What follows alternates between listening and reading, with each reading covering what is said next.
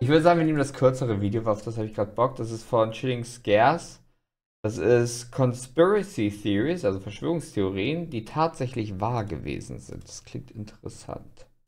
Missing Japanese citizens. One night in June 1978, a 22-year-old single mother of 2 kids named Yaiko Taguchi was working her usual shift in Tokyo, Japan's cabaret Hollywood. After finishing her shift right at around midnight, Yaiko left the cabaret through the front door and was never seen again. At first, nobody thought that anything serious had happened to Yaiko. In fact, several years later her manager was questioned, and he claims that everyone thought she had quit when she failed to show up. At around that time, Ich weiß nicht wieso, aber teilweise habe ich immer das Gefühl, dass Mysterien aus Japan einen anderen Vibe haben. Wenn ich mir so irgendwelche gruseligen Mysterien oder Mordfälle oder so aus Japan angucke, ich weiß nicht wieso, es hat irgendwie eine andere Faszination, irgendwie einen ganz anderen Vibe. there had been rumors going around that several North Korean spies were working undercover in Japan looking to abduct innocent citizens and hold them as hostages back in North Korea. However, this was seen by the Japanese government as nothing more than a conspiracy theory that couldn't possibly be true. Sadly, the missing case of Yaiko went cold, and it wasn't until almost a decade later that a clue to her whereabouts emerged following a disturbing chain of events. In November 1987... Das habe ich halt schon mal gehört, dass tatsächlich, also viele japanische Frauen von Nordkorea entführt wurden und nach Korea gebracht wurden. Warum genau, weiß ich nicht. Ich weiß, es gab den einen Vorfall, wo eine berühmte Schauspielerin aus Japan entführt wurde. Und zwar, weil sie nach Nordkorea gebracht wurde, um dort für Kim Jong-il Filme zu drehen. Und die hat viele Jahre dort Filme produzieren müssen für Kim Jong-il. Und in Japan gab es irgendwie keine Spur, wo zur Hölle sie ist. Das muss man sich mal vorstellen. Einfach, du bist entführt und dann ist er dieser ekelhafte Diktator und ist dann so, ey, ich mag deine Filme, machst jetzt für mich Filme. As South Korea was preparing to host the Olympics in the capital city of Seoul, a Korean Airlines plane Ach stimmt, Südkorea. Entschuldigung, Südkorea, sorry. Habt recht. blew up in mid-air as it was flying over the Andaman Sea, taking the lives of 115 innocent people. During the investigation, it was revealed that 2 North Korean agents acting under direct orders from the North Korean government had planted a bomb in an overhead storage compartment before getting off at the first layover in Abu Dhabi. As the authorities were closing in on the 2 suspects, one of them took his life with a cyanide-laced cigarette, but the South Korean government was able to arrest the other agent responsible for the attack. During her interrogation, it was revealed that she had been training for that mission for 6 years, and that for 3 of them she had been paired with Yaiko Taguchi, who had taught her how to speak and act like a Japanese woman so she could fly under the radar. As it was later revealed, Yaiko wasn't the only woman who had been kidnapped by the North Korean government. As of today, 17 Japanese citizens have been officially confirmed by the Japanese government as having been abducted by North Korea from 1977 to 1983. Es gab von Nordkorea auch, glaube ich, irgendwann mal eine Stellungnahme dazu, dass sie es wirklich getan haben. Gab es da nicht irgendeinen so einen Vorfall, wo Kim Jong-un aus dem Nichts auf einmal darüber geredet hat? Nordkorea ist sowieso eine andere Welt, ja. Nordkorea ist ekelhaft. Disturbingly, a lot of them were shamelessly kidnapped in the middle of the day and thrown on a boat to North Korea. You might think that the victims were involved in something shady that put them on the North Korean government's radar, but the investigations actually suggest that most of them were average citizens who just happened to be at the wrong place at the wrong time. One woman was captured while she was walking to a knitting class, and 2 others were kidnapped on a vacation to Europe. Another one, a 13-year-old girl, was taken as she was walking back home from school. Some of these victims were kidnapped for identity theft purposes, while others, like Yaiko, were forcefully brought to North Korea to teach the Japanese language and culture to North Korean spies. After the kidnappings were confirmed beyond the shadow of a doubt, the North Korean government had no choice but to come forward and apologize, but they claimed that only 5 of the 17 kidnapping victims were still alive. Boah, ist das Land krank. Das Land ist ja echt bis heute krass, dass so ein Land wie Nordkorea immer noch existiert. Over the next few years, the North Korean government would send what they would claim to be the cremated remains of some of the deceased victims back to Japan. However, as DNA testing would quickly reveal, pretty much all of the remains were fake, leading the Japanese government to believe that many more of the kidnapping victims were still alive. To this day, the North Korean government has stuck to its story, claiming that there are only 13 kidnapping victims and that the ones who are still alive were sent back safely to Japan. Shockingly, while the Japanese government has officially confirmed 17 kidnappings, the list of potential victims suggests that the true number could be as high as 800. Sadly, given the current political situation, it's unlikely we'll ever see the full extent of these abductions, or see the North Korean government held truly accountable for its horrific crimes. Just the other day, I found myself wasting hours of time. Ich finde es halt krass, dass dieses Land so, also dass man ein ganzes Land so hardcore einer Gehirnwäsche unterziehen kann. Zum Beispiel in Deutschland, der DDR, die Leute wussten ja trotzdem Bescheid, was ging in Westdeutschland ab. Die Leute waren ja trotzdem informiert über amerikanische Filme, Musik, auch wenn sie diese eigentlich offiziell nicht hören oder konsumieren durften. Und ich finde es so krass, dass du in Nordkorea ein Land hast, das wirklich scheinbar komplett abgeschnitten ist, wo nur die wenigsten zu wissen scheinen, was abgeht im Rest. Time I could have spent working on videos trying to find and cancel active subscriptions. That's why I've partnered with Rocket Money, the sponsor of this video. Rocket Money is the personal finance app that helps you cancel subscriptions, lower bills, and manage your money better. The favorite feature of mine being canceling subscriptions. It feels like everything has a subscription service these days, making it extremely difficult to keep track of all of them. For example, I used to have a subscription to a clothing brand that charged me monthly to get small discounts. But the monthly fee was way more than the discounts I ended up getting. I quickly found out that canceling my subscription was 1, hard to find where to do, and 2, Wer hat ein Abonnement, um Rabatte zu kriegen für Klamotten? Wie viel kosten die Klamotten, dass sich das lohnen sollte? Das ist monatlich, was zur Hölle? difficult to do because the agent helping me was constantly trying to offer me more deals to avoid canceling my subscription. With Rocket Money, all of this is done for you. So, to take control of your finances today, go to rocketmoney.com/chillingscares to get. Ich glaube aber, warte mal, was man Nordkorea lassen muss, finde ich, sie haben coole Statuen. Ich stimme ideologisch mit den Statuen nicht überein, wofür die stehen. Aber ich bin ehrlich, ich bin so ein riesiger Fan von Bauwerken, von krassen großen Bauwerken. Und ich finde halt in Nordkorea die Statuen, die sie so haben, auch wenn ich die Leute nicht mag, die zum Beispiel drauf gezeigt werden, sind schon cool, weil die halt voll groß sind. Get started for free. Heart attack gun. Back in the 70s, a journalist named Seymour Hersh published an article in the New York Times in which he accused the CIA of several assassination attempts on both foreign and American politicians who they considered to be anti-war dissidents.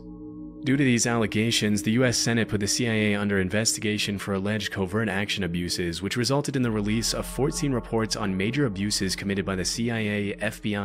Es gibt ja viele Verschwörungstheorien über die USA, über die CIA und sonst was alles, über die, ne?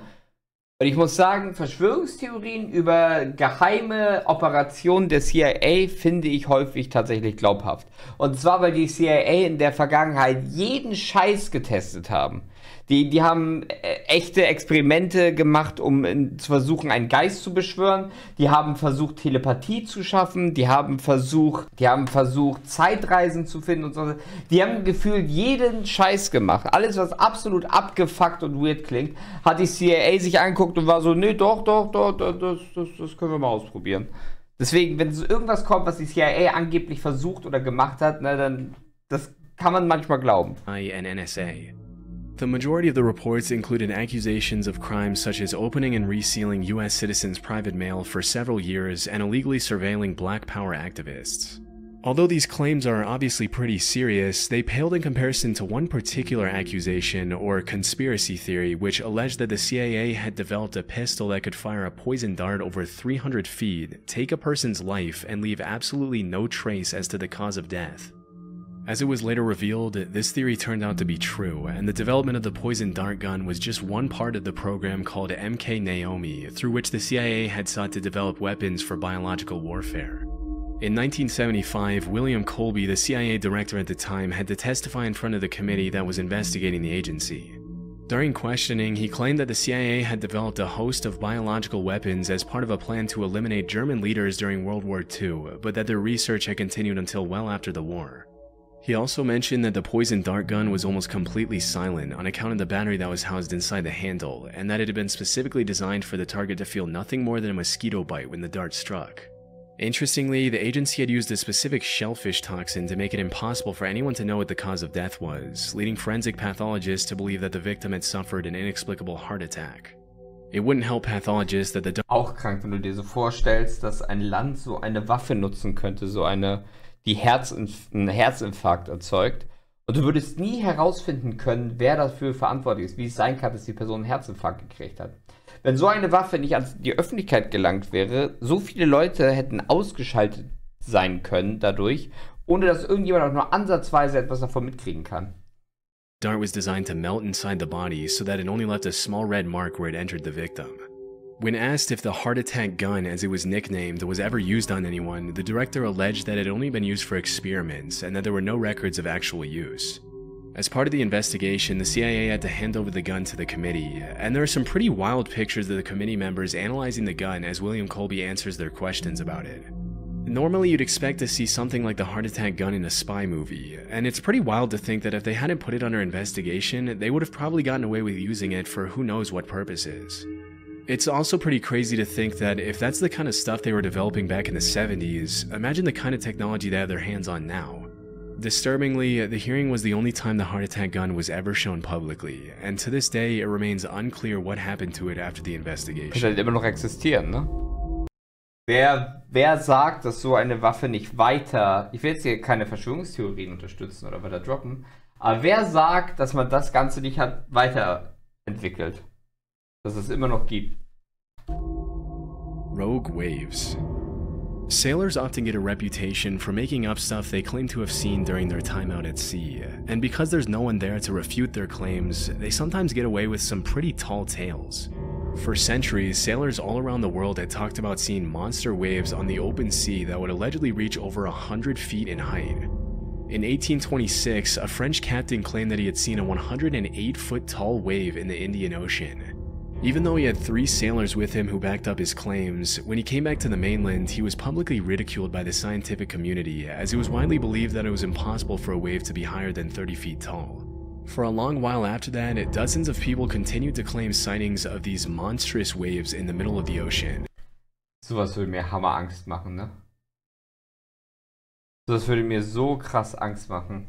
Trump hätte es schon längst auf X geteilt. Ihr kennt vielleicht, ich glaube, ich habe ihn euch schon gezeigt, aber ich liebe diesen Clip. Obama war ja beteiligt an dem Angriff auf Osama Bin Laden, wo sie Osama Bin Laden ausgeschaltet haben. Und Trump auf den Angriff von, ich weiß nicht, wie der hieß, an irgend so einen anderen Machthaber. Terrororganisation, IS-Machthaber. Und wie sie darüber geredet haben, die Art, wie man das kommuniziert, ist so krass Unterschied zwischen den beiden. Deswegen kann ich mir absolut vorstellen, dass Nero recht hat, dass Trump bei dieser Herzinfarktpistole, wenn es sie noch geben würde, damit prahlen würde. Weil... The United States has conducted an operation that killed Osama bin Laden. Abu Bakr al-Baghdadi is dead. The United States launched a targeted operation against that compound. They did a lot of shooting. And they did a lot of blasting, even not going through the front door. You know, you think you go through the door. If you're a normal person, you say, knock, knock, may I come in? After a firefight, they killed Osama bin Laden and took custody of his body. He died like a dog. But his death does not mark the end of our effort. A beautiful dog. A talented dog. We give thanks for the men who carried out this operation. And I don't get any credit for this, but that's okay. I never do. But here we are. May God bless you, and may God bless the United States of America. And I'm writing a book. I wrote 12 books. All did very well.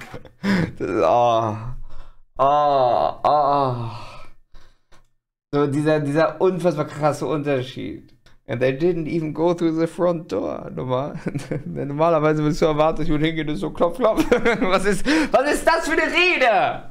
Schau uns einfach nur respektlos. Ja. Du denkst halt, das ist Satire, aber es ist es nicht. Ja, das ist ja das Schlimme, ne? But with no real evidence other than eyewitness testimonies, the existence of these waves fell into the urban legend or conspiracy theory category. In the 80s and early 90s, the Drofner platform was set up in the North Sea off the coast of Norway to extract natural gas. As part of the protocol that was carried out to see if the platform was stable enough to withstand the rough seas, a wave height recorder was installed on the platform. On New Year's Day in 1995, the sensor recorded an 84-foot tall wave, which served as the first real piece of evidence for the existence of rogue waves. After this incident, a lot of people started wondering how many of the sailors from previous centuries had been telling the truth. What's more disturbing than that is that there were probably hundreds of disappeared sailors from all around the world who had come across a rogue wave, also known as a monster wave or a freak wave. But because most people who encountered 100-foot tall rogue waves generally didn't live to tell the tale, their testimony went down into the depths of the ocean with them. Since the Dropner wave of 1995, there's been a growing interest in rogue waves brewing in the scientific community. A few years ago, a professor at the Australian National University had estimated that at any given Gibt es irgendwo Videoaufnahmen von so einer hohen Welle? We just got some terrifying video in of a storm battering a Norwegian cruise ship. A rogue wave temporarily took out that ship's power and its navigation system. Some rough seas out there. The ship was about 120 miles off Denmark's west coast. Fortunately, none of the 300-plus passengers and crew were hurt in that. A tow vessel had to help tug that ship back to port in Germany. Das ist halt krass, wie hoch so Wellen werden können, ne?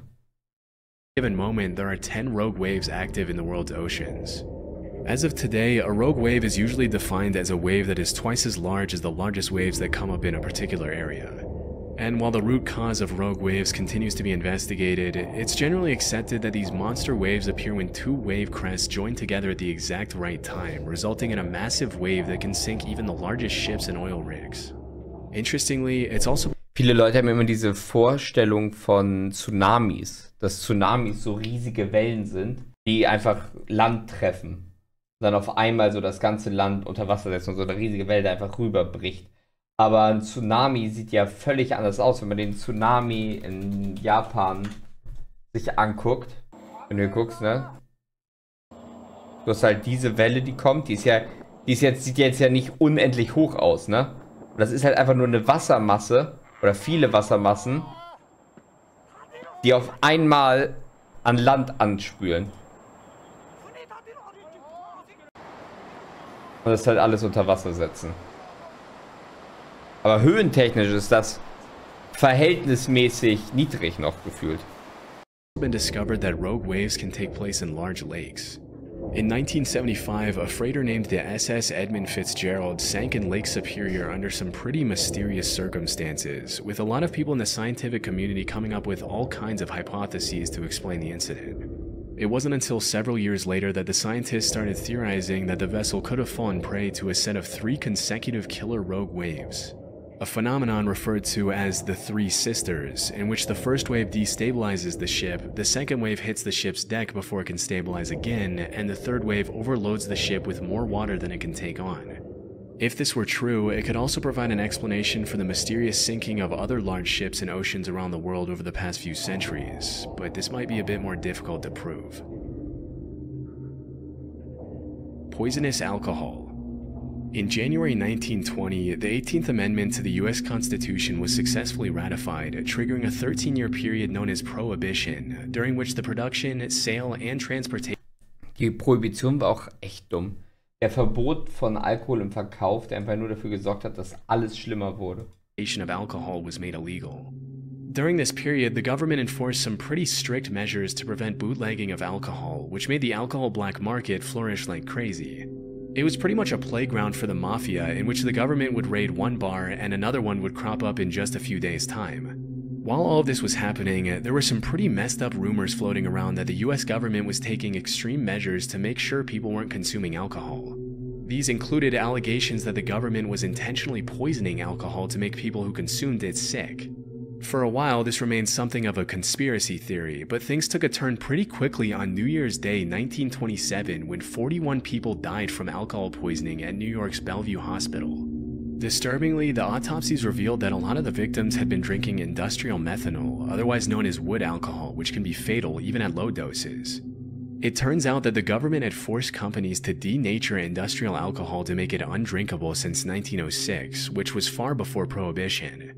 But when the crackdown on alcohol started, the government ordered these companies to add quinine, methyl alcohol, and other toxic chemicals to discourage people from drinking it. Their reasoning was that if black market Hat die Prohibition irgendwas gebracht? Also gab es irgendeinen positiven Effekt von der Prohibition? Oder war das komplett sinnlos? Wenn ein Verbot es ändern würde, wenn die Leute Alkohol wollen, kommen sie auch dran. Glaube ich halt auch. Also es war halt von Anfang an, ne? dealers knew their alcohol had been poisoned, they wouldn't dare distribute it knowing how dangerous it would be for their customers to consume. I guess they forgot to factor in that the demand for alcohol at the time was absolutely insane, and that black market dealers didn't care who lived or died from consuming their product. It wasn't until December 1933, 6 years after the Bellevue incident, that the federal government finally toned down their abstinence from alcohol policies. But by then, thousands of Americans had already been poisoned with contaminated alcohol. Gorillas. Nowadays, there's really nothing too shocking about seeing. Das sind ja alles Verschwörungstheorien, ne? Das ist so riesige Wellen. Die Herzinfarktpistole. Vergifteter Alkohol. Gorillas. Gorillas sind meiner Meinung nach keine Verschwörungstheorie. Ich bin mir relativ sicher, dass Gorillas existieren. Und ich habe Gorillas gesehen. Aber vielleicht gab es mal früher eine Zeit, wo Gorillas eine Verschwörungstheorien waren. So Mittelalter. A gorilla in a zoo or on TV, but there was once a time when gorillas were considered to be in the same category as the chupacabra, the Jersey Devil, Bigfoot, and the Loch Ness Monster. I was able to find that up until a couple of centuries ago, gorillas were considered cryptids, which are animals that are believed by some to exist somewhere in the wild, but whose existence has never been proven. With most Bear King of Marble Falls, Donkey Lady, was? Bear King of... Was zur Hölle ist ein fucking Bear King? Bear King of Marble Falls. Ach, das ist ein halb Mann, halb Bär. Most of these creatures, alleged sightings often turn out to be hoaxes, but obviously in the case of gorillas, what were once just rumors turned out to be true. Western explorers wouldn't come across a gorilla until around the 1500s, when an English explorer named Andrew Battelle was captured by the Portuguese off the coast of West Africa. While he was held captive on the mainland, Battelle described these disturbing, giant, ape-like creatures that would occasionally prowl around his campfire, but because he had never seen a similar creature before, he described them more as monsters than as animals. Battelle's description sent the rest of the world into what we can only call a gorilla frenzy, with all kinds of rumors being spread about these allegedly bloodthirsty, dangerous creatures living in exotic parts of the world. Over the next couple hundred years, the buzz around gorillas grew as explorers in Africa sent back illustrations of gorillas to Europe, which were often given to royalty. Das sind halt sauschlechte Zeichnungen von Gorillas. Das sind halt sauschlechte Zeichnungen. Vor allem, die haben Klamotten. Das ist halt... Du siehst Gorilla, malst einen Typen mit Kleidung. Warum? And emperors as rare gifts. If you were to ask any European back then what a gorilla was, they would have described it in a similar way to how we describe Bigfoot or the chupacabra nowadays. They were thought of more as mythical monsters than regular animals. It wasn't until over 200 years or so later that an American naturalist named Thomas S. Savage found a gorilla skull in 1847 during an expedition to Africa, which was the first piece of real proof for the existence of these animals. Naturally, this triggered a bunch of new expeditions to the area, and between 1855 and 1859, French explorer Paul Duchaillu confirmed the existence of gorillas and even brought some back dead. Just as Andrew Battelle before him, Paul Duchaillu also described gorillas as these savage, bloodthirsty creatures which stuck in the public mind for a long time. Around 15 years later, some German explorers brought back a baby gorilla from Africa to Liverpool, even putting up some towels on the ship so he could swing around and entertain himself on the long journey back. As you can probably imagine, as soon as the ship arrived back in Liverpool, people started flocking around the hotel where the gorilla was allegedly being kept to catch a glimpse of the once mythical creature. To the public's dismay, das ist halt auch krass, wenn ihr euch vorstellt, so, wir wissen, Bigfoot ist zum Beispiel nicht echt, sondern nur so eine sagenumwobene Kreatur, eine Legende. Und auf einmal sind so Leute, ey, wir haben einen Baby-Bigfoot gefunden. Wir nehmen den jetzt mit. Das ist halt, echt hardcore weird, wenn du dir das vorstellst. Wenn du so überzeugt bist, das kann nicht echt sein, dann haben die einfach so, guck mal.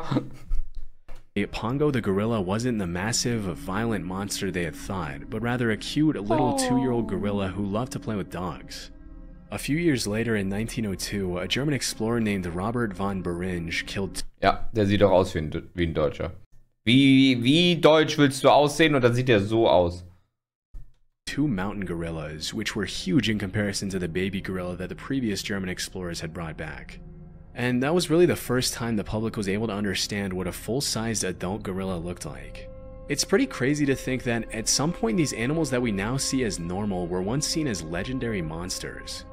Interestingly, if you really look at the research, there are a ton of other animals that we now take for granted that were once brushed off as hoaxes, including kangaroos, platypuses, giant squids, and Komodo dragons.